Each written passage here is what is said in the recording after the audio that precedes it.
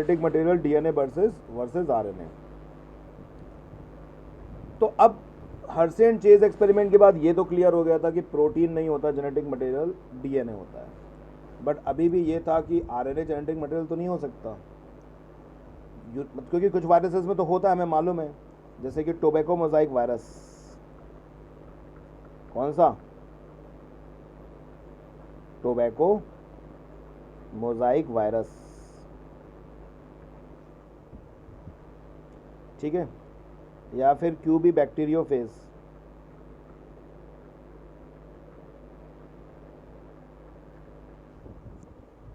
ठीक है। इसमें आरएनए जेनेटिक मटेरियल होता है। क्या होता है इसमें? आरएनए। कल बात करी थी ना हमने, ये हमारा कोरोना वायरस वगैरह HIV, आरएनए जेनेटिक मटेरियल होता है। तो आरएनए को अब यूनिवर्सल जेनेटिक मटेरियल क्यों नहीं है? इवन इवोल्यूशन के समय भी मैंने आपको बताया था कि इवोल्यूशन के दौरान ड्यूरिंग इवोल्यूशन सबसे पहले क्या आया है, डीएनए क्या RNA? RNA evolve first before DNA.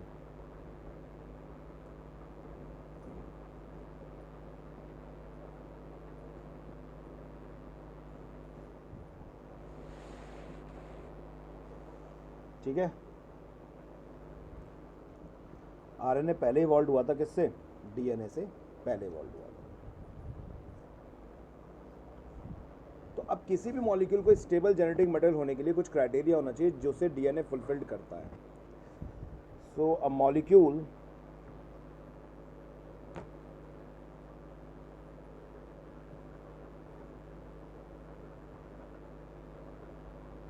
that can act as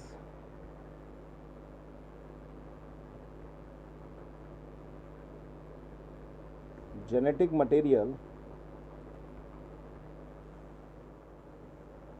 must fulfill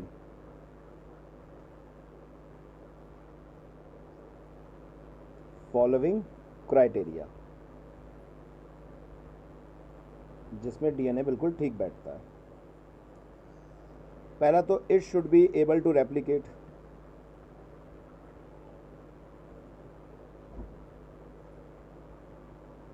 उसमें रेप्लिकेशन होना चाहिए। हो गया? सही हो गया। अब हमें ये मालूम है कि डीएनए में बेस पेयरिंग और कॉम्प्लीमेंट्रिटी दोनों होती है, मतलब आरएनए में भी होती है, डीएनए में भी होती है। तो डीएनए और आरएनए जो हैं उन दोनों में ही डुप्लीकेशन हो सकता है। आरएनए में डबल स्टैंडर्ड होने की वजह से, आरएनए में सिंगल स्टैंडर्ड होने की वजह से होता नहीं है, लेकिन हो सकता है। और जो प्रोटीन है वो तो इस क्राइटेरिया में फिट बैठ ही नहीं सकता। तो किसी भी चीज़ को जेनेटिक मटेरियल होने के लिए उसमें ये क्राइटेरिया होना चाहिए कि उसमें रेप्लिकेशन की पावर होनी चाहिए, it should be able to replicate. तो ये बात तो पक्का है कि protein can not replicate by its own.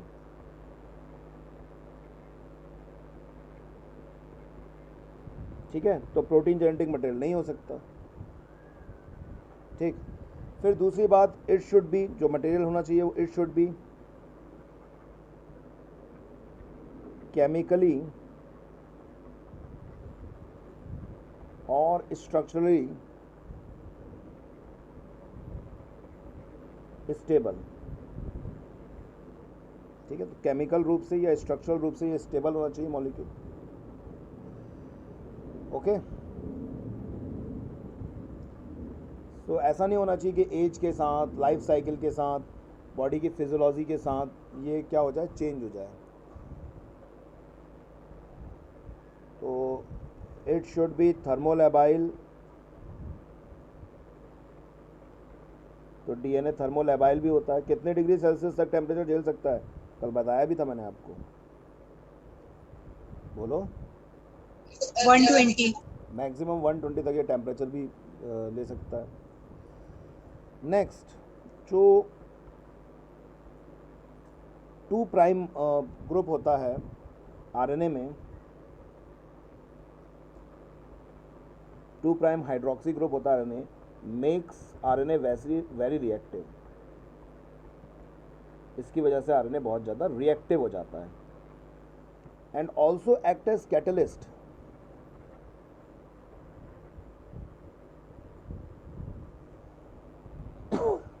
And also act as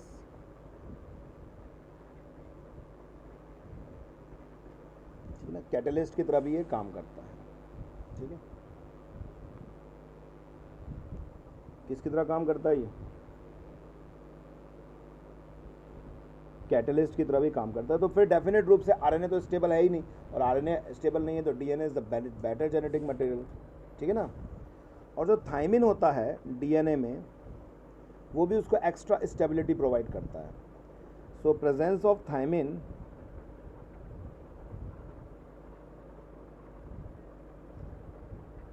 instead of uracil in DNA provides extra stability to DNA.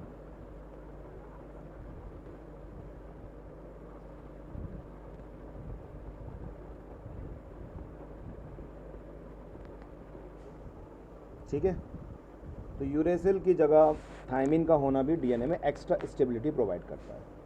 और म्यूटेशन भी स्लो होना चाहिए, है ना। अगर म्यूटेशन हो रहा है, वेरिएशन आ रहे हैं, चेंजेस आ रहे हैं, तो फिर जो मटेरियल है इवोल्यूशन के दौरान उसमें स्लो म्यूटेशन होना चाहिए। तो it should provide scope for slow mutation. कैसा होना चाहिए उस मटेरियल में म्यूटेशन? स्लो होना चाहिए। अब बताओ डीएनए और आरएनए में किस में स्लो म्यूटेशन होता है? किस में ज़्यादा स्लो म्यूटेशन होता है? डीएनए में कि आरएनए? डीएनए में। ठीक है ना। तो वैसे डीएनए और आरएनए में दोनों में म्यूटेशन होता है, लेकिन आरएनए थोड़ा अनस्टेबल है तो उसमें म्यूटेशन फास्टर रेट पे होता है। ठीक है ना। और नेक्स्ट है, it should be able to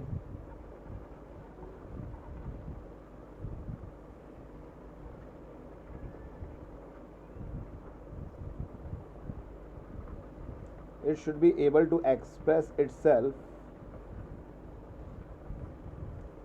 in the form of Mendelian character.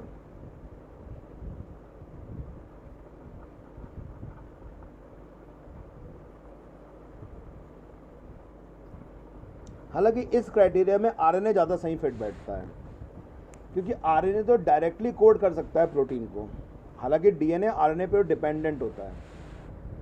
ठीक है, लेकिन अगर इस फैक्टर को छोड़ दिया जाए तो बाकी सारे फैक्टर डीएनए के फेवर में जा रहे हैं। तो अगर हम लोग देखें कि अच्छा, एक चीज़ अगर हम लोग देखें, आरएनए को अगर हम देखें मेंडेलियन कैरेक्टर के रूप में डायरेक्टली कोड कर सकता है, क्योंकि डीएनए से आरएनए बनता है और आरएनए से प्रोटीन बनता है, तो आरएनए डायरेक्टली कोड कर सकता है।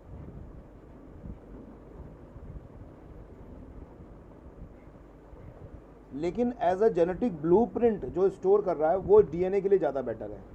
डीएनए ज़्यादा जेनेटिक ब्लूप्रिंट स्टोर कर सकता है। तो which is the most suitable genetic character, genetic factor, DNA और आरएनए? It's DNA. हालांकि हम जानते हैं सबसे पहले आरएनए आया था इस दुनिया में इवोल्यूशन के दौरान, ठीक है, लेकिन अभी DNA is the universal genetic material. ठीक है, except some viruses where RNA is the genetic material. लेकिन वो वायरसेस भी फिर आरएनए होता जरूर है उनके अंदर, लेकिन वो भी आरएनए को पहले डीएनए में बदलते हैं होस्ट सेल में जाके, जिसे हम लोग रिवर्स ट्रांसक्रिप्शन कहते हैं। ठीक है, तो अब हम लोग, अभी तक हम लोगों ने ये देखा कि कौन सी डिस्कवरीज हुई, क्या हुआ। अब हम लोग ये देखते हैं कि डीएनए और आरएनए का स्ट्रक्चर क्या है। ठीक है, तो स्ट्रक्चर देखते हैं हम लोग। तो डीएनए का स्ट्रक्चर देखेंगे, फिर हम लोग आरएनए का स्ट्रक्चर देखेंगे। सो डीएनए क्या है? सो डीएनए इज अ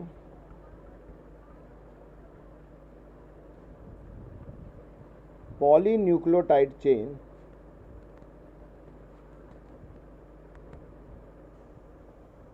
ठीक है ना। किसी भी एक न्यूक्लियोटाइड में 3 कंपोनेंट होते हैं।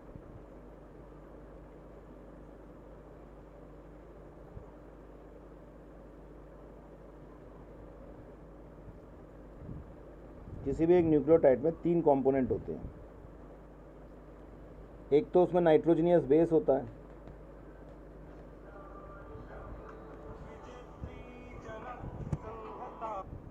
Hello hello, good afternoon. Sir आपने कॉल किया था, मैं बालाजी इलेक्ट्रिक है ना, वहाँ सोलर व्हील का आपके। हाँ मैं भी लगाता हूँ, मैं राजीव शर्मा बोल रहा हूँ, एसी सर्विसिंग करानी थी, एसी लगा। अच्छा, मैं भी तो लगाता हूँ। मैं, हाँ हाँ ठीक है। ठीक। सो न्यूक्लियोटाइड में 3 कंपोनेंट होते हैं। आरएनए एक पॉलीन्यूक्लियोटाइड चेन है, मतलब न्यूक्लियोटाइड से मिल मिल के डीएनए बना है, मतलब एक न्यूक्लियोटाइड, 2 न्यूक्लियोटाइड, 3 न्यूक्लियोटाइड, ऐसे मिल मिल के डीएनए बना है। तो न्यूक्लियोटाइड में 3 पार्ट्स में आप न्यूक्लियोटाइड्स को बांट सकते हो। तो पहला इसमें होता है नाइट्रोजनियस बेस। क्या होता है पहला? Nitrogenous base. दूसरा होता है इसमें पेंटोज शुगर। दूसरा कौन सा होता है इसमें? Pentose sugar. ठीक है। शुगर। डीएनए में ये होता है डीऑक्सीराइबोस शुगर, और आरएनए में ये होता है राइबोस शुगर। तो पेंटोज शुगर, 5 कार्बन शुगर को हम लोग पेंटोज शुगर बोल देते हैं। आरएनए में राइबोस और डीऑक्सीराइबोस हो जाएगा डीएनए में। ठीक। तो नाइट्रोजनियस बेसिस, सेकंड हो गया अपना पेंटोज शुगर, और तीसरा होता है फॉस्फेट ग्रुप।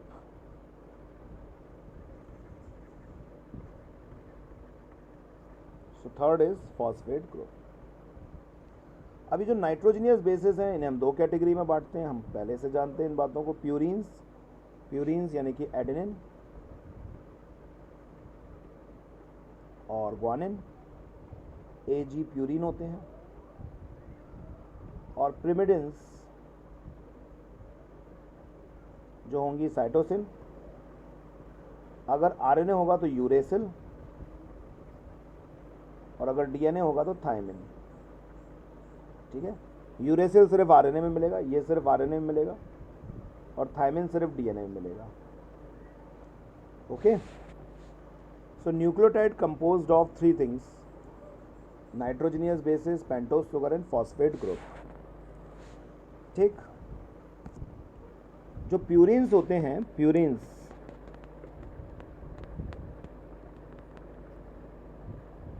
कौन से होते हैं? ए और जी, यानी कि एडेनिन और ग्वानिन। तो ये होते हैं 9 member double ring structure. 9 member double ring structure कैसे होते हैं purine? 9 member double ring structure. So purines are 9 membered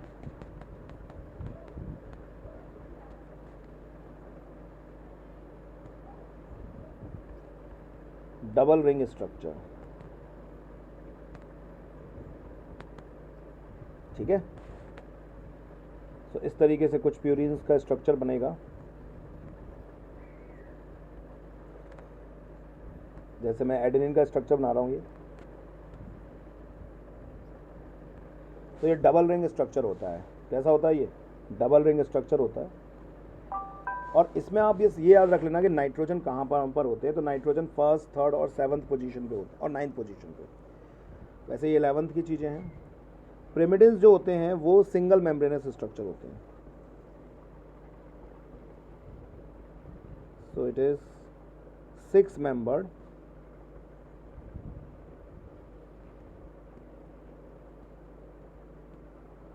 single ring structure.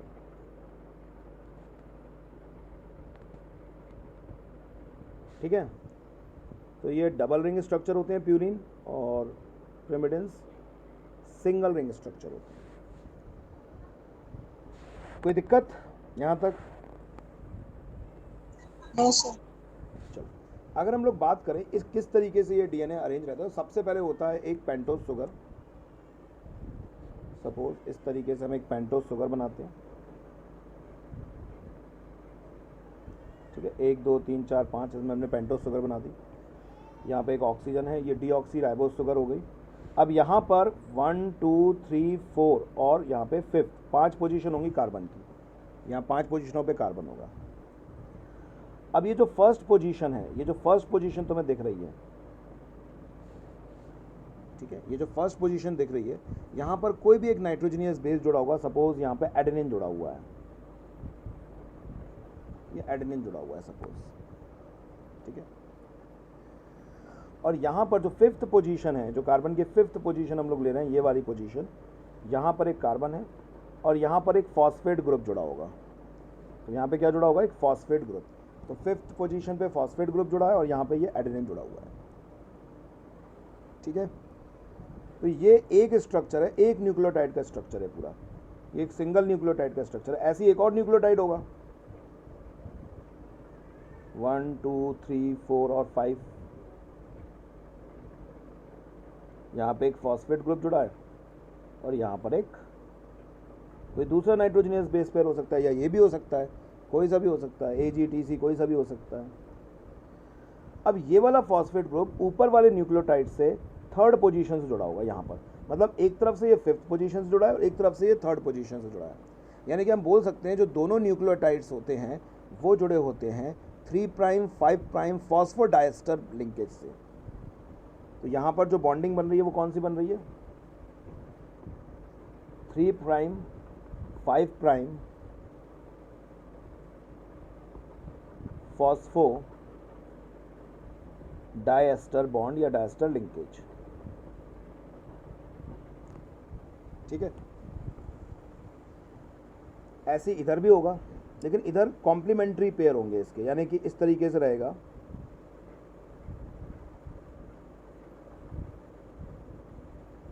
One 2 3 4 और 5। तो इधर एक फॉस्फेट बॉन्ड जुड़ा, इधर तो एक फॉस्फेट ग्रुप जुड़ा होगा।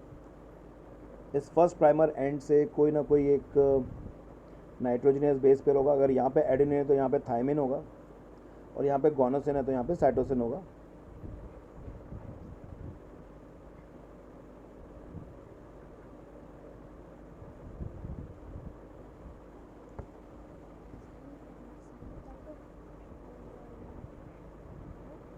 क्या? मैं आ रहा हूँ, एक मिनट में, ठीक है। यहाँ तक समझ में आई बात? अब ये जो नाइट्रोजनियस बेस पेयर है इनके बीच में हाइड्रोजन बॉन्ड होता है। यहाँ पे डबल हाइड्रोजन बॉन्ड होता है, यहाँ पे ट्रिपल हाइड्रोजन बॉन्ड होता है, ओके। बोलो। Yes sir. अच्छा, अब ये बताओ मुझे, ये जो मैं पहले भी पढ़ा चुका हूँ इसलिए मैं पूछ रहा हूँ तुम लोगों से, ये बताओ कि नाइट्रोजनियस बेस जो है, नाइट्रोजनियस बेस जो है ये पेंटोज शुगर से किस बॉन्ड से जुड़ा होता है? यहाँ पे कौन सा बॉन्ड होता है? ठीक है ना, 1 मिनट का टाइम दे रहा हूँ, सोच के बताओ। मैं बता चुका हूँ पहले भी, 1 मिनट में आया, मैं सोच के बताओ। Nitrogenous base, glycosidic linkage. Very good. N glycosidic linkage. N sir glyco, ये हाँ बोलो। कुछ नहीं सर, नहीं, यही बोलो, सेम बोलो। आंसर है सर, यही सेम आंसर मेरा भी। सो एन ग्लाइकोसाइडिक लिंकेज, ठीक है। वैसे ये सारी चीज़ें 11th में भी हैं, कोई नई चीज़ नहीं है, ठीक। पढ़ाई नहीं सर। ये जो फॉस्फेट ग्रुप है ना, ये फॉस्फेट ग्रुप, इसकी वजह से डीएनए को मिलती है एक एसिडिक नेचर मिलता है। डीएनए को कौन सा नेचर मिलता है? एसिडिक नेचर मिलता है। कौन सा नेचर मिलता है? एसिडिक। एसिडिक नेचर मिलता है डीएनए को। मेरे पास कोड हाँ आया है 7850। तो डीएनए को एसिडिक नेचर मिलता है। यहाँ पे कौन सा नेचर मिलता है? एसिडिक। लेकिन इस तरह से जो डीएनए है वो एसिडिक रहेगा तो रिएक्शन में एक्टिवली पार्टिसिपेट करेगा, करेगा कि नहीं करेगा? भाई एसिडिक चीज़ तो पार्टिसिपेट करेगी, और साथ में ये फॉस्फेट ग्रुप की वजह से इस पर नेगेटिव चार्ज भी आ जाता है। तो जब नेगेटिव चार्ज है, एसिडिक नेचर है, तो क्या ये रिएक्शन में पार्टिसिपेट नहीं करेगा? बोलो भाई, अगर एसिड होगा तो रिएक्शन में पार्टिसिपेट नहीं करेगा क्या? करेगा सर। तो अभी तो तुम लोग कह रहे थे कि डीएनए मोस्ट स्टेबल होता है, मोस्ट स्टेबल जेनेटिक मटेरियल होता है। अगर ये एसिडिक नेचर है तो अगर ये पार्टिसिपेट करेगा तो फिर तो इसकी स्टेबिलिटी खत्म हो जाएगी। तो होता क्या है कि जब डीएनए की पैकेजिंग होती है, डीएनए तो बहुत बड़ा मॉलिक्यूल है, बहुत लंबा मॉलिक्यूल है, न्यूक्लियस के अंदर आ ही नहीं सकता। तो जब डीएनए की पैकेजिंग होती है, जब डीएनए की क्या होती है, पैकेजिंग होती है, तो वो एक हिस्टोन प्रोटीन के आसपास लपेटा हुआ रहता है, एक ऐसा माला सी बनती है। वो मंगलसूत्र देखा ना, मंगलसूत्र तुम लोगों ने, उसमें वो मंगलसूत्र में ऐसे मोती से मोती होते हैं और वो माला सी बनी होती है उसकी, तो डीएनए की पैकेजिंग भी उसी तरीके की होती है। तो यहाँ पर एक प्रोटीन पाया जाता है जिसे बोलते हैं हम हिस्टोन प्रोटीन। कौन सा प्रोटीन? हिस्टोन। और हिस्टोन प्रोटीन खुद कैसा होता है? बेसिक नेचर का होता है। खुद कैसा होता है? बेसिक। तो ये आपस में रिएक्ट नहीं करते, बस ये इस जगह पे मौजूद होता है, जिससे ये पूरे एज अ होल मॉलिक्यूल को न्यूट्रल नेचर प्रोवाइड करता है, जिससे डीएनए जो होता है वो रिएक्टिव नहीं रहता। बोलो बोलो बोलो बोलो बोलो, समझ में आई बात ये मेरी? सर एक और बार रिपीट करना। मैं ये कह रहा हूँ डीएनए में फॉस्फेट ग्रुप होता है। कहो हाँ, फॉस्फेट ग्रुप होता है। हाँ सर। Yes. तो अगर फॉस्फेट ग्रुप है तो एसिडिक नेचर होगा। फॉस्फेट ग्रुप पर निगेटिव चार्ज भी होता है, PO42 निगेटिव। Yes sir. तो फॉस्फेट है, ये फॉस्फेट है तो फॉस्फोरिक एसिड एसिड से बना है, तो एसिडिक नेचर है, नेगेटिव चार्ज है उस पर, तो डेफिनेटली ये रिएक्शन में पार्टिसिपेट करेगा। जबकि डीएनए को स्टेबल होना चाहिए, अगर रिएक्शन में पार्टिसिपेट करने लग गया तो फिर तो कैटालाइटिक एक्टिविटी शो करने लग गया तो ये तो म्यूटेशन भी होने लग जाएगा इसके अंदर फास्ट। इसके अंदर भी कुछ ना कुछ केमिकल चेंजेस होने लग जाएंगे। Yes sir. जबकि डीएनए को कैसा होना चाहिए? म्यूटेट हो डीएनए, मना नहीं कर रहा हूँ म्यूटेट होने से, लेकिन बहुत स्लो म्यूटेशन। ठीक है? Yes sir. तो फिर डीएनए को स्टेबिलिटी प्रोवाइड करने के लिए जरूरी है कि उसका नेचर न्यूट्रल होना चाहिए था, पर है तो वो एसिडिक।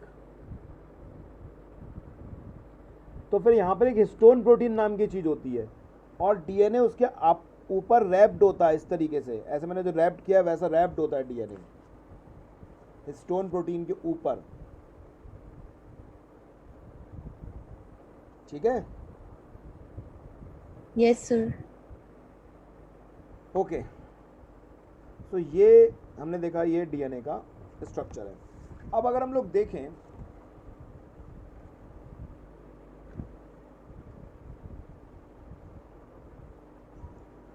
टाइप्स ऑफ डीएनए, अगर हम लोग देखें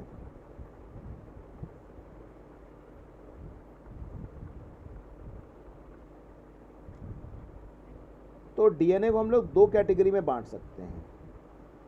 एक तो राइट हैंडेड हेलिक्स वाले डीएनए,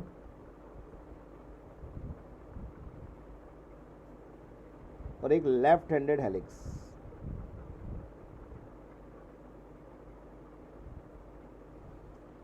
तो डीएनए के मॉडल के हिसाब से डीएनए एक डबल हेलिकल मॉडल है।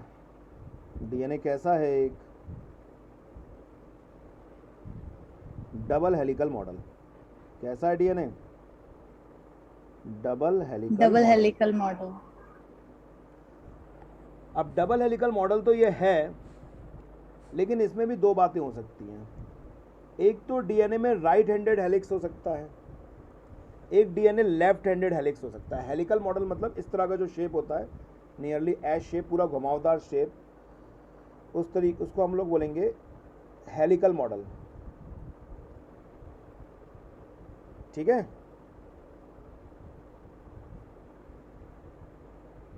ठीक है? Yes sir. Sir left helical और राइट हेलिकल में डिफरेंस क्या है? मैंने उस दिन भी बताया था, चलो मैं दोबारा बता देता हूँ। देखो, तो नहीं समझ आया। राइट हेलिकल मॉडल की दो प्रॉपर्टी होती है। देखो, समझना बात को, सुनना। राइट हैंडेड हेलिक्स की क्या प्रॉपर्टी होती है, सुनो।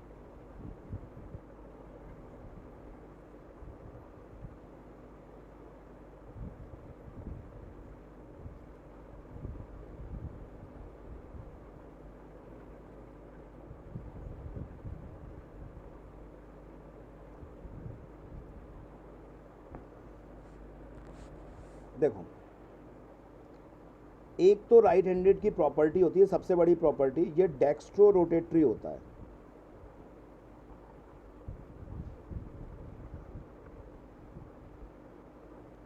यानी कि ये प्लेन पोलराइज लाइट को राइट की तरफ मोड़ देता है। अच्छा, लाइट जानते हो? लाइट, जो ऑर्डिनरी sir. लाइट हमारे घर में आती है वो अनपोलराइज लाइट होती है। कैसी लाइट होती है? अनपोलराइज्ड, यानी कि उसका प्रोपेगेशन आगे होता है और उसमें जो वाइब्रेशन होता है इलेक्ट्रिक और मैग्नेटिक फील्ड का, ऊपर नीचे भी होता है और अंदर बाहर भी होता है। इस तरीके से ये अनपोलराइज लाइट होती है। नॉर्मली जो घरों में लाइट आती है वो कैसी होती है? अनपोलराइज लाइट होती है। कैसी होती है? Unpolarized. मतलब समझ में आया कि नहीं? पहले ये बताओ मुझे, अनपोलराइज लाइट का मतलब क्या है? So मतलब उसमें वाइब्रेशंस ऊपर नीचे भी होते हैं और अंदर बाहर भी होते हैं। हाँ, एक्चुअली अंदर बाहर और ऊपर नीचे हम दिखा देते हैं, ऐसे शो कर देते हैं डायग्राम्स में, ऑल पॉसिबल डायरेक्शंस में होता है। लेकिन अगर हम लोग क्या करें, किसी उसे पोलराइड से गुजारते हैं तो वो पोलराइज्ड हो जाती है, या उसका एक कंपोनेंट हट जाएगा, या तो ऊपर नीचे वाला हट जाएगा या अंदर बाहर वाला हट जाएगा। तो मैंने यहाँ पे अंदर बाहर वाला हटा दिया। नॉर्मली अनपोलराइज्ड लाइट को मैंने पोलराइज्ड कर दिया है।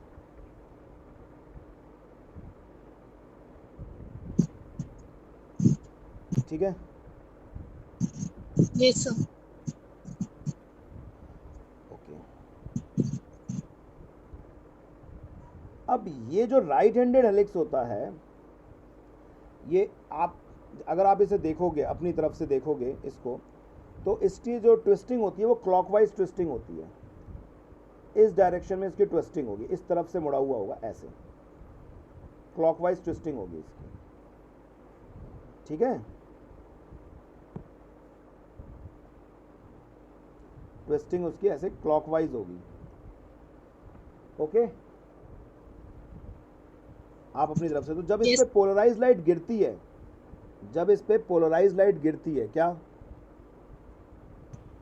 जब पोलराइज पोलराइज लाइट लाइट इस पे गिरती है गिरती है तो उसको ये राइट की तरफ टर्न भी करता है। किसकी तरफ टर्न करता है? राइट की तरफ टर्न कर देता है। ठीक है? yes तो एक तो इसकी जो yes ट्विस्टिंग होती है वो क्लॉकवाइज ट्विस्टिंग होगी। कैसे ट्विस्टिंग होगी?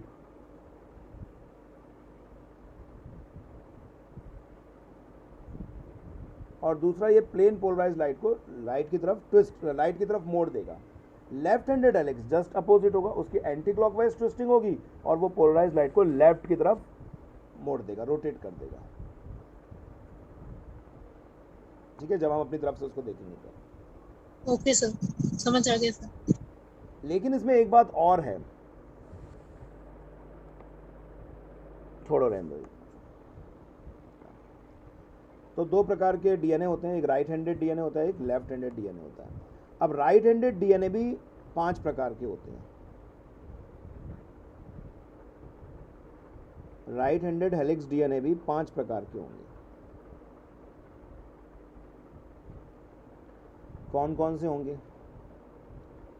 ए डीएनए, बी डीएनए, नाम रखेगा मैं, सी डीएनए, डी डीएनए, और एक हमने बनाया है घर पे ही, मतलब ये सिंथेटिक डीएनए है, वो है ई डीएनए। जो पहला डिस्कवर्ड डीएनए था, जिसका मॉडल दिया गया था, वो वाटसन क्रिक ने इसका दिया था, बी डीएनए था वो।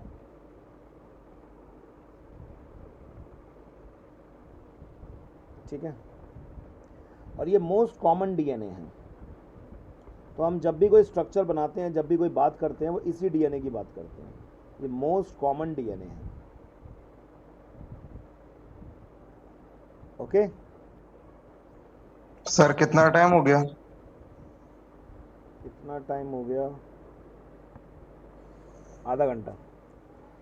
तो वाटसन क्रिक ने जो डीएनए बताया था, वो डीएनए मोस्ट कॉमन डीएनए कौन सा था? वो बी डीएनए था। कौन सा था वो? BDN। ओके।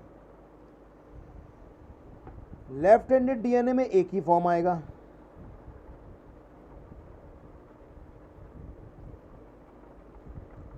उसका नाम होता है Z DNA.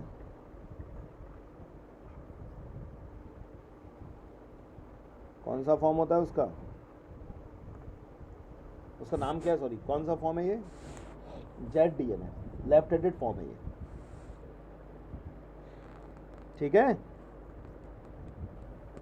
Yes, sir. Okay. तो हम जब भी कोई स्ट्रक्चर बनाते हैं तो मेनली होता है BDNA का। किसका स्ट्रक्चर होता है? BDNA का स्ट्रक्चर होता है। किसका स्ट्रक्चर होता है?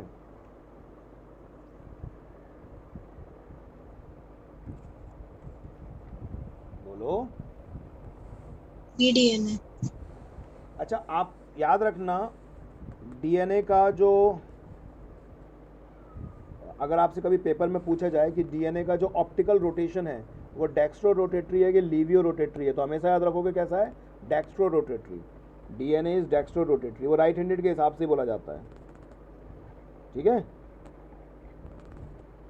Dextro rotatory. क्या होता है डेक्स्ट्रो रोटेटरी का मतलब? अभी मैंने बताया, मैंने क्या होता है डेक्स्ट्रो रोटेटरी का मतलब? दैट इज इट रोटेट्स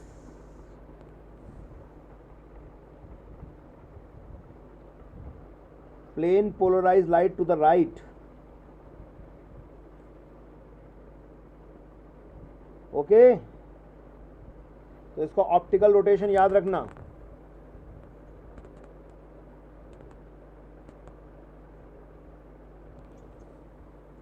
तो डीएनए कैसा होता है? Dextrorotatory mainly. तो वो राइट हैंडेड की बात की जाती है क्योंकि ज़्यादातर फॉर्म हमेशा राइट हैंडेड ही मिलते हैं। अरे बोलो बोलो बोलो। Yes, sir. ठीक, चलो अब अगर हम लोग बात करें डीएनए में, हमें स्ट्रक्चर देखना होता है मेनली किसका? BDNA का।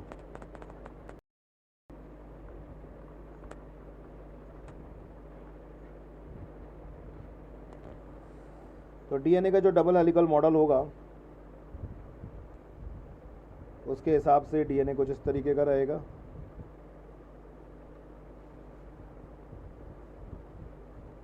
ठीक है, एक 360 डिग्री के रोटेशन में, ये एक पूरा 360 डिग्री का रोटेशन होता है।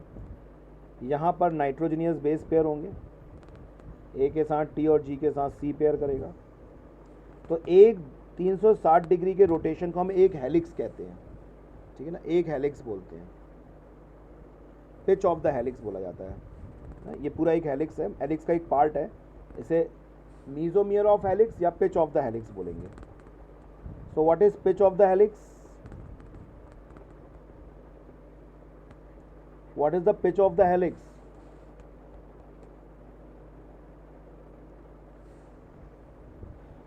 बोलो, what is pitch of the helix?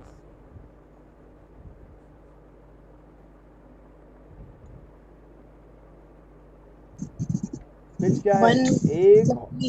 एक रोटेशन में जो डिस्टेंस कवर्ड हो रही है उसको हम लोग बोलते हैं पिच ऑफ द हेलिक्स, ठीक है। और इस पिच ऑफ द हेलिक्स की वैल्यू होती है 3.5 नैनोमीटर या 34 एंगस्ट्रॉम, और ये हमेशा कांस्टेंट रहेगी अगर BDNA है तो। और इस 3.4 नैनोमीटर में 10 न्यूक्लियोटाइड बेस पेयर होंगे। कितने न्यूक्लियोटाइड बेस पेयर होंगे? 10। इसका मतलब distance between two nucleotide bases ये हो जाएगा 0.34 नैनोमीटर, क्योंकि एक पिच में 10 न्यूक्लियोटाइड बेस पेयर हैं और टोटल जो पिच की लेंथ है वो 3.4 नैनोमीटर है। तो इसका मतलब दो न्यूक्लियोटाइड बेसेस के बीच में डिस्टेंस कितनी होगी? 0.34 नैनोमीटर। Okay,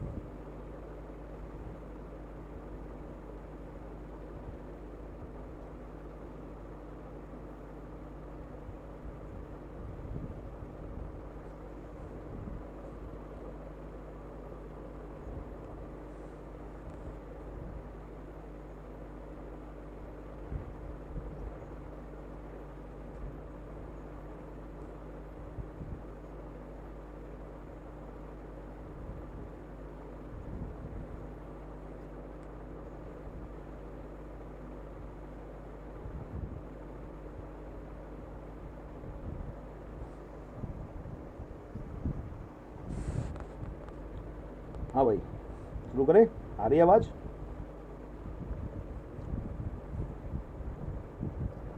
yes sir. पता नहीं क्या सो जाते हो, क्या हो जाता है। हाँ ठीक। सो ये पिच ऑफ द हेलिक्स है, एक पिच है 3.4 नैनोमीटर। Yes, ठीक है, sir. अब इसका मतलब ये बताओ मुझे कि अगर ये पूरा एक 360 डिग्री का रोटेशन है, यहाँ से एक पिच से दूसरे पिच तक 360 डिग्री का रोटेशन है, तो बताओ दो न्यूक्लियोटाइड मतलब दो न्यूक्लियोटाइड बेस पेयर के बीच में कितने डिग्री का अंतर आएगा, या फिर हर एक न्यूक्लियोटाइड बेस कितने कितने डिग्री के अंतर से रहेगा, कितने कितने डिग्री के रोटेशन के बाद न्यूक्लियोटाइड बेस होगा। अरे 360 डिग्री तो है पूरा फुल रोटेशन, ठीक है ना। पिच ऑफ द हेलिक्स मतलब क्या है, one full rotation is known as one pitch. अब मैं ये कह रहा हूँ 360 डिग्री का वन पिच है, अब उसमें 10 न्यूक्लियोटाइड बेस पेयर है, तो दो न्यूक्लियोटाइड बेस पेयर के बीच में कितने डिग्री का अंतर आएगा, कितने डिग्री का रोटेशन फर्क होगा, rotation difference between two nucleotide bases, rotation difference कितना होगा 36। 36 डिग्री। ठीक है, यस सर। ओके। अब यहाँ पर दो ग्रूव मिलेंगे, ये वाला ग्रूव कहलाता है मेजर ग्रूव, ग्रूव मतलब खांच, बीच का स्पेस जगह, ये मेजर ग्रूव है। ठीक है, मेजर ग्रूव जो होगा वो लगभग 22 एमस्ट्रॉन्ग तक हो सकता है, और एक होगा माइनर ग्रूव, तो ये जो है ये तो मेजर ग्रूव हो गया, ऐसे छोटे छोटे माइनर ग्रूव होंगे, ये माइनर ग्रूव हैं।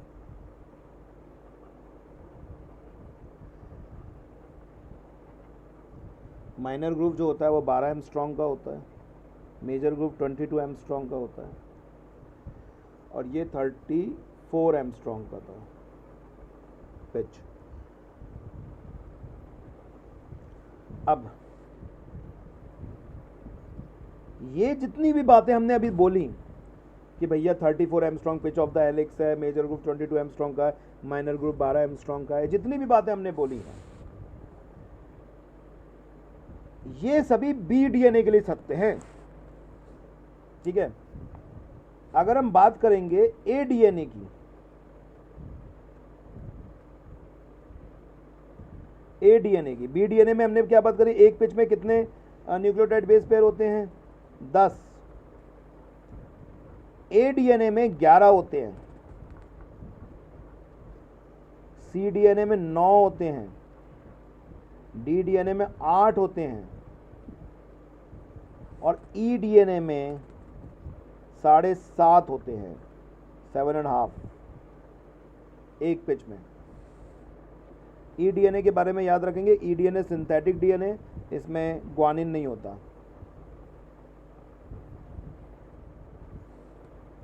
तो ये जितनी भी बातें हमने बोली हैं सब बी डीएनए के लिए सत्य हैं, और जेड डीएनए में 12 न्यूक्लियोटाइड बेस पेयर होते हैं। तो 11, 10, 9, 8, 7.5 और 12,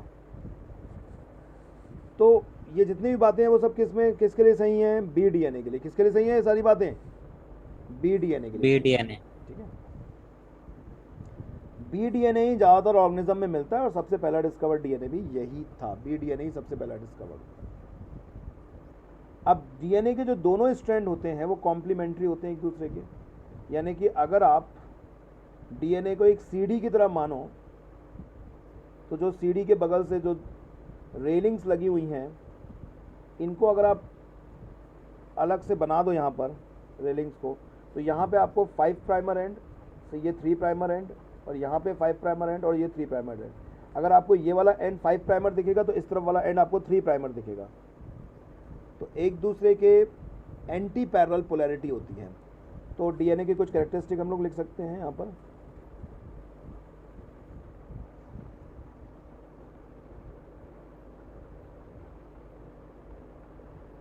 So characteristic of DNA,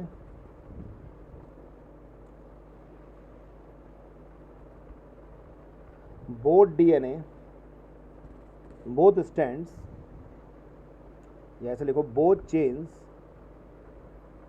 chains strand एक ही बात है, हैव एंटी पैरेलल पोलैरिटी। कैसी पोलैरिटी होती है? Anti antiparallel. ठीक है, इसका मतलब क्या है? It means that one chain has a polarity of 5 prime end to 3 prime end and other has 3 prime end to 5 prime end. ठीक है, और ये एंटी पैरेलल जो होते हैं वो हाइड्रोजन बॉन्डिंग की वजह से होती है। तो कोई आपसे पूछे कि why they are anti parallel, तो anti parallel polarity is because of hydrogen bonding. कैसे देखते हैं? Is because of hydrogen bonding, because of hydrogen bonding.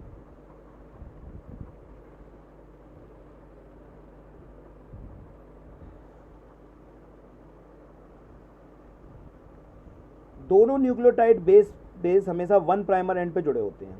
सोच के देखो, अगर 1 प्राइमर एंड इसका इस तरफ है और दूसरा डीएनए भी बिल्कुल ऐसा ही रहता, ये 1 प्राइमर एंड ये है और दूसरा भी ऐसे ही रहता, तो फिर हाइड्रोजन बॉन्ड बनती कैसे इनके बीच में? बन सकता था क्या हाइड्रोजन बॉन्ड? तो इसलिए हाइड्रोजन बॉन्डिंग की वजह से ये दोनों कैसे होते हैं? एंटी पैरेलल पोलैरिटी पोजेस करते हैं। ओके, तो दोनों strand anti parallel polarity possess करते हैं। लेकिन एक बात याद रखना कि जो फॉस्फोडाइस्टर बॉन्ड है वो हमेशा 5 प्राइमर एंड से 3 प्राइमर एंड की तरफ बनेगा। ये बात आप ज़रूर याद रखना, क्योंकि जब आप ट्रांसक्रिप्शन पढ़ोगे तो ट्रांसक्रिप्शन में इसका बहुत यूज़ होने वाला है कि जो ट्रांसक्रिप्शन की प्रोसेस होगी, ट्रांसक्रिप्शन की प्रोसेस होगी, कोई सी भी प्रोसेस होगी, वो हमेशा 5 प्राइमर एंड से 3 प्राइमर एंड की तरफ होती है, क्योंकि जो फॉस्फोडाइस्टर बॉन्ड बनता है वो 5 प्राइमर टू 3 प्राइमर बनता है। इसलिए भले ही वो एंटी पैरेलल पोलैरिटी होती है, लेकिन हम लोग जब एरो शो करते हैं तो हमेशा 5 प्राइमर टू 3 प्राइमर ही शो करते हैं। तो हमेशा याद रखेंगे, phosphodiester bond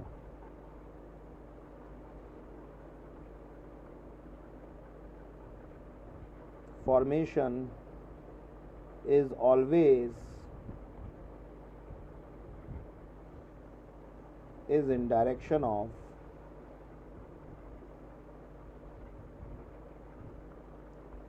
5 primer to 3 primer end.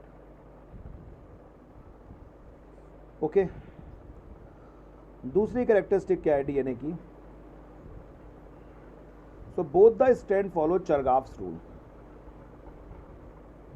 ये एक हॉलमार्क डिस्कवरी थी, चरगाफ्स रूल। इसी की वजह से डीएनए का मॉडल दिया गया था। So both the strand follows Chargaff's rule. दोनों स्ट्रैंड क्या फॉलो करते हैं? चरगाफ्स रूल। चरगाफ्स रूल ये कहता है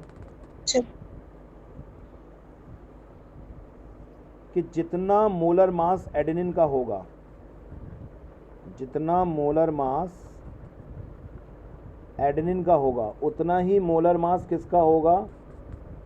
थायमिन। ए के साथ हमेशा टी पेयर करता है।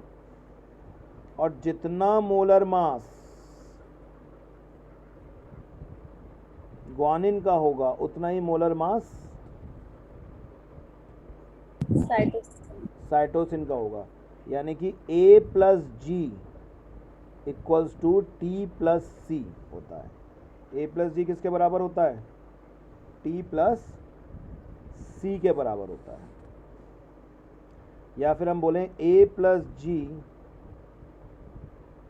या फिर ऐसे भी बोल सकते हैं कि मोलर मास ऑफ प्यूरिन, क्योंकि इधर प्यूरिन लिखे हुए हैं, मोलर मास ऑफ प्यूरिन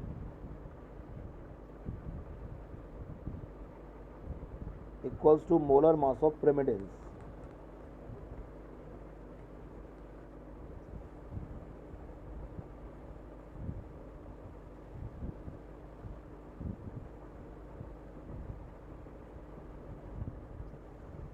ठीक है, सो हम ये भी लिख सकते हैं A plus G by T plus C equals to 1। ठीक, A प्लस जी हमेशा टी प्लस सी के बराबर होता है। ठीक है, इसी से एक बात निकल के सामने आई थी कि both the strands of are complementary to each other, both the strands are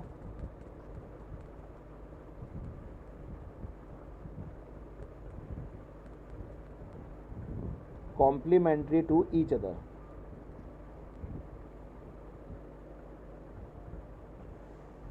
इसका मतलब क्या है कि अगर बेसिस का सीक्वेंस एक स्ट्रैंड में हमें पता पड़ जाए तो हम दूसरे स्ट्रैंड का भी सीक्वेंस पता कर सकते हैं। So if base strand sequence of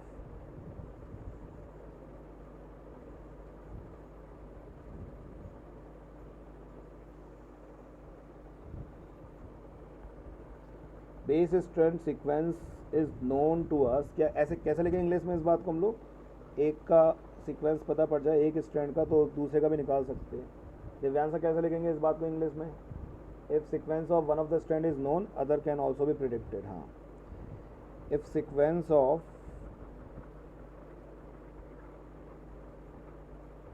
one of the strand is known to us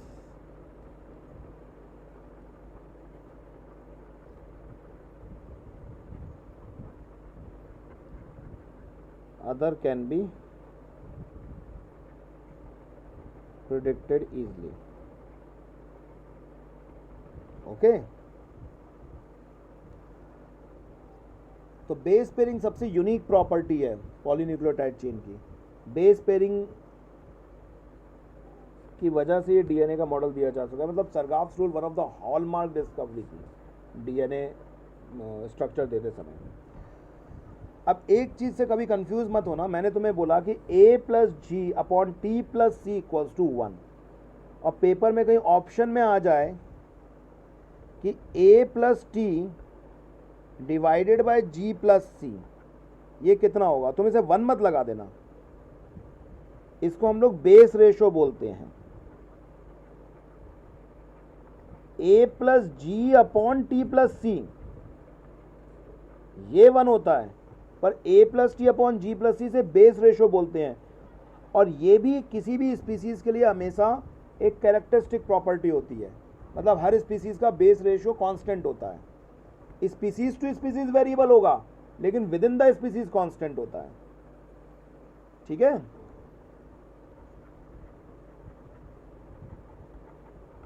it is constant for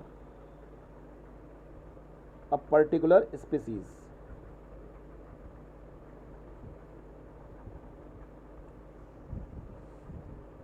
देखो, दो प्रकार के डीएनए हो सकते हैं।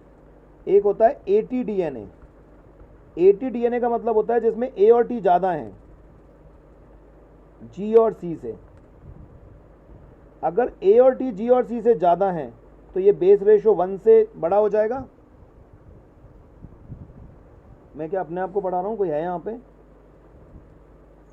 तो ये वाला रिपीट करते एक बार। अभी तक जो पढ़ाया वो समझ में आ रहा था? Yes sir. Yes sir. मैं ये कह रहा हूँ कि कभी कंफ्यूज मत होना। a plus G upon T plus C, ये जो मैंने अभी पीछे लिखा, ये हमेशा 1 होगा। यह हमेशा यूनिवर्सल ट्रूथ है ये इन ऑल स्पीसीज, क्योंकि जितना a होगा उतना t और जितना c होगा उतना जितना g होगा उतना ही c। तो a plus G upon T plus C हमेशा 1 होगा इन ऑल स्पीसीज। लेकिन a plus T divided by G plus C ये किसी भी एक पर्टिकुलर स्पीसीज के लिए ही कांस्टेंट होता है, स्पीसीज टू स्पीसीज अलग होता है। ये अलग चीज लिखी है मैंने यहाँ पे, नहीं अलग, यस सर। मैंने पीछे भी हाँ अलग। a plus T upon G plus C ये बेस रेशो है, ये हर स्पीसीज के लिए अलग होगा लेकिन with in the species same होगा। मतलब मेरे लिए और तुम सबके लिए सेम होगा लेकिन हमारे लिए और चिंपैंजी के लिए अलग हो जाएगा। अब बेस रेशो के बेसिस पर, किसके बेसिस पर? बेस रेशो के बेसिस पर दो प्रकार के डीएनए। एक एटी डीएनए, एटी डीएनए मतलब जिसमें ए प्लस टी की मात्रा जी प्लस सी से ज़्यादा है, और दूसरा होता है सीजी डीएनए जिसमें जी प्लस सी की मात्रा ए प्लस टी से ज़्यादा है, यानी कि ए plus T upon G plus C ये लेस देन 1 हो जाएगा। अब एक बात बताओ मुझे, अगर AT ज़्यादा है तो A और T के बीच में कौन सा बॉन्ड बन रहा था? Double bond. और इन दोनों के बीच में कौन सा बॉन्ड बन रहा था? सिंगल बॉन्ड, वो ट्रिपल बॉन्ड, G और C के बीच में यस सर। बन रहा था। अब मुझे एक बात बताओ, यहाँ पे डबल बॉन्ड वाली चीज़ें ज़्यादा है, ट्रिपल बॉन्ड वाली चीज़ें क्या है? कम है। ट्रिपल बॉन्ड ज़्यादा मजबूत होता है क्योंकि वो छोटा बॉन्ड होता है। G और C के बीच में ट्रिपल बॉन्ड होता है और वो छोटा होता है, 2.8 एमस्ट्रॉन्ग का होता है। और जबकि A और T के बीच में डबल बॉन्ड होता है, वो 3 एमस्ट्रॉन्ग का होता है। तो मुझे ये बताओ तुम लोग कि छोटा बॉन्ड मजबूत होता है। छोटा बॉन्ड कैसा होता है? मजबूत। आप छोटी सी एक चौक लोगे, उसको तोड़ोगे तो उसको तोड़ना मुश्किल है, और बड़ी सी चौक को तोड़ना आसान है। छोटी चीज़ ज़्यादा मजबूत होती है। तो अब ये बताओ कि अगर G और C कम है, इसका मतलब यहाँ पे बॉन्ड की स्ट्रेंथ कम होगी कि ज़्यादा होगी? इस पूरे मॉलिक्यूल में डबल बॉन्ड वाली चीज़ें ज़्यादा है और ट्रिपल बॉन्ड वाली चीज़ें कम है। तो ये मॉलिक्यूल ज़्यादा स्ट्रेंथफुल होगा कि कम स्ट्रेंथफुल होगा एज़ कम्पेयर टू CGDNA? कौन सा ज़्यादा स्ट्रेंथफुल होगा? Sir ATD। जिसमें ट्रिपल बॉन्ड वाली चीज़ ज़्यादा होगी वो ज़्यादा स्ट्रेंथफुल होगा। Yes sir. तो मेल्टिंग पॉइंट किसका ज़्यादा होगा? दोनों स्ट्रैंड को सेपरेट करना किसमें मुश्किल पड़ेगा? CGDNA। तो इसका मेल्टिंग पॉइंट हाई होता है। मेल्टिंग पॉइंट कैसा होता है इसका? हाई होता है। और इसका मेल्टिंग पॉइंट कैसा होगा? लो होगा। दूसरा, बिकॉज यहाँ पे स्ट्रॉन्ग बॉन्डिंग मौजूद है, इसलिए इसमें इवोल्यूशन के चांसेस कम होते हैं, और यहाँ इवोल्यूशन के चांसेस ज़्यादा होते हैं।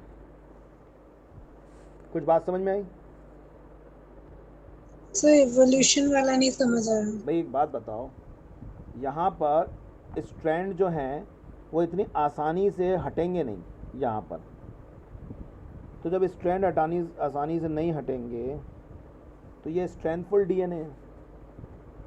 तो स्ट्रेंथफुल डीएनए में म्यूटेशन होने के चांसेस कम रहेंगे, और म्यूटेशन के चांसेस कम रहेंगे तो उसमें इवोल्यूशन भी कम होगा। यस सर, समझ आ गया। नहीं आया समझ में? आ गया सर। बताना क्या आया समझ में? सर मतलब ये ज्यादा स्ट्रेंथफुल है तो इसमें जो ठीक, मतलब बिल्कुल सही म्यूटेशन समझ। जल्दी हो नहीं पाएगा, और अगर म्यूटेशन नहीं होगा तो इवोल्यूशन स्लो होगा, ठीक कम होगा मतलब। ठीक ठीक okay.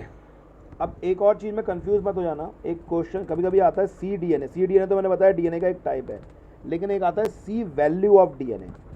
C value of DNA क्या होता है वो समझ लो। C वैल्यू ऑफ डीएनए का मतलब होता है टोटल अमाउंट ऑफ डीएनए पर जीनोम।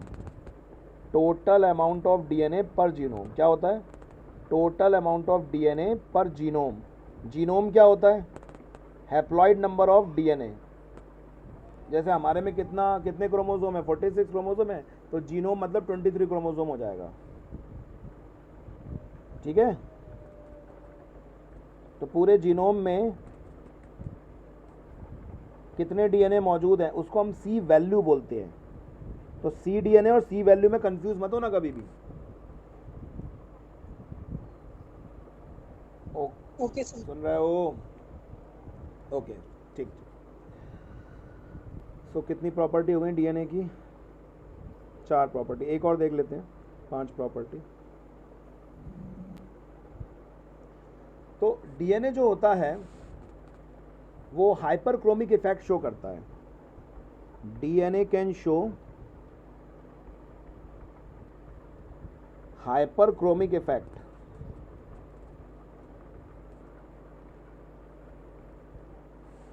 क्या शो करता है? अब ये होता क्या हाइपरक्रोमिक इफेक्ट? अब ये होता क्या हाइपरक्रोमिक इफेक्ट? अगर डीएनए के दोनों मॉडल को डीएनए के दोनों स्ट्रैंड को तुम्हें अलग करना है तो हमें टेम्परेचर देना पड़ता है। ठीक है? ये डीएनए का एक डबल हेलिकल मॉडल बना दिया, इसको हमने टेम्परेचर दिया कि इसके दोनों स्ट्रैंड क्या हो जाते हैं? अलग हो जाते हैं। तो होता क्या है, दोनों स्ट्रैंड जब अलग हो जाते हैं इसे हम मेल्टेड डीएनए बोल सकते हैं, मेल्टेड डीएनए। और ये ओरिजिनल इंटैक्ट डीएनए। तो इंटैक्ट डीएनए के कंपैरिजन में, ठीक है, जो मेल्टेड डीएनए है वो ज़्यादा लाइट एब्जॉर्ब कर सकता है, इवन ये अल्ट्रावायलेट रेडिएशन भी एब्जॉर्ब कर सकता है। तो इस बात को हम बोलते हैं हाइपरक्रोमिक इफेक्ट, यानी कि एक ही मॉलिक्यूल दो तरीके से वर्क कर रहा है। जब उसको हम हाई टेम्परेचर दे देते हैं तो वो अल्ट्रावायलेट रेडिएशन भी एब्जॉर्ब करने लगता है। So melted DNA can also absorb the ultraviolet radiation, it is known as hyperchromic effect. क्या बोलते हैं इसको हम लोग?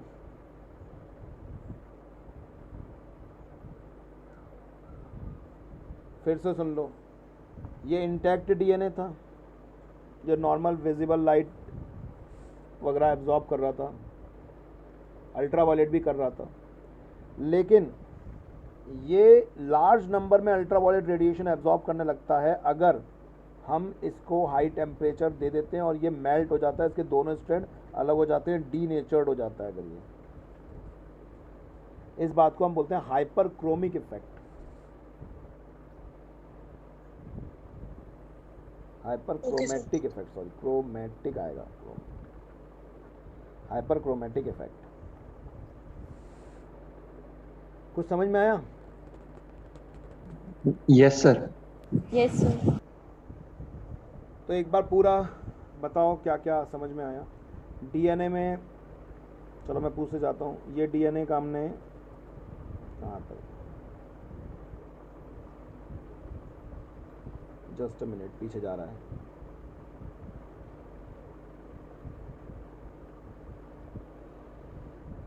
किसी भी मॉलिक्यूल को जेनेटिक मटेरियल, हमने ये बात करी कि आरएनए जेनेटिक मटेरियल ज़्यादातर नहीं होता है, क्योंकि किसी भी मॉलिक्यूल को जेनेटिक मटेरियल होने के लिए ये खासियत चाहिए कि उसमें रेप्लिकेशन तेज़ी से हो, वो केमिकली स्ट्रक्चरली स्टेबल होना चाहिए, थर्मोलेवाइल होना चाहिए, और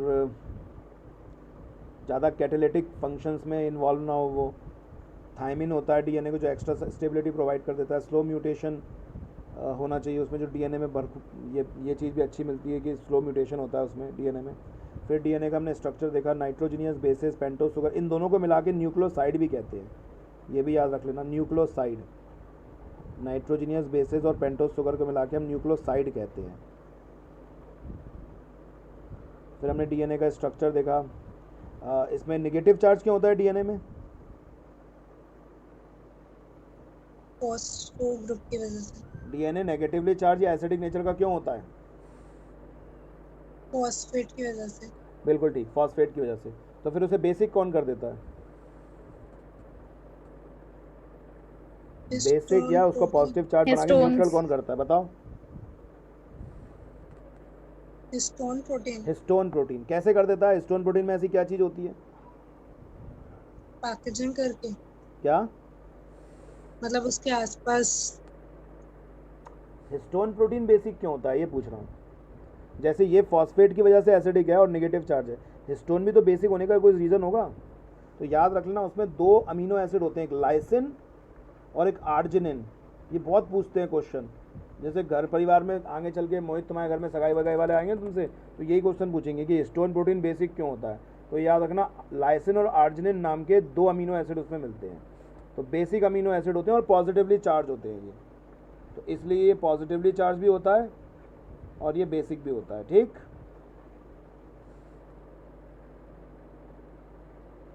Yes, sir. फिर डीएनए की हमने प्रॉपर्टी देखी, दो प्रकार के डीएनए देखे। डीएनए डेक्स्ट्रो रोटेटरी होता है, वाटसन क्रिक ने बी डीएनए खोजा था। Pitch of the helix 360 degree का होता है। Molar mass of purine equals to molar mass of pyrimidines होते हैं। यहाँ तक सब समझ में आ गया? यहाँ तक हम लोगों ने उस दिन देखा था, अब हम पैकेजिंग देखेंगे नेक्स्ट टर्न से। यहाँ तक सब समझ में आ गया? कोई दिक्कत तो नहीं है? No sir.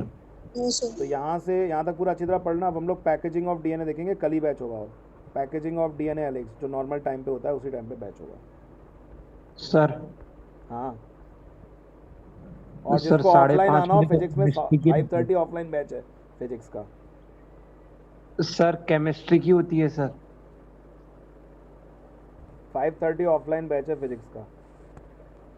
केमिस्ट्री सर, वालों उस से बात समय कर लूँगा। अभी तो मैंने केमिस्ट्री की 5:30 होती दे रखा है टाइम, बाद में चेंज करना होगा तो करेंगे, अभी तो 5:30 दे रखा है। सर उस समय केमिस्ट्री की रहती है। तो मैं कहाँ करूँ? उससे पहले मेरा भी तो होता है 11th का बैच।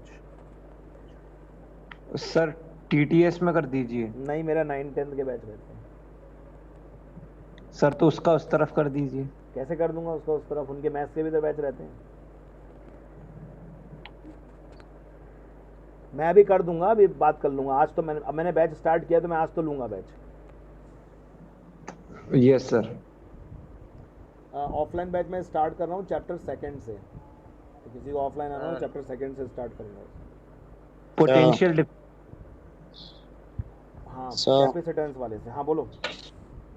सर ये बायोलॉजी का क्या है? बायोलॉजी का ऑफलाइन नहीं हो पाएगा, मैंने ये बात मुझे समझ में आ गई है, वो नहीं हो पाएगा क्योंकि दोनों चीज़ें लेनी पड़ती हैं, ऑफलाइन ऑनलाइन तो नहीं हो पाएगा। इसलिए अगर आप, मैंने लिख के भेज दिया है सब कुछ, मुझे भी बेकार लगता है नहीं हो पा रहा तो मैं क्या करूँ। लेकिन अब मैं तो उन टीचरों में हूँ भी नहीं कि किसी को धोखे में रखना चाहूँ। जो है वो लग रहा है, जो मुझे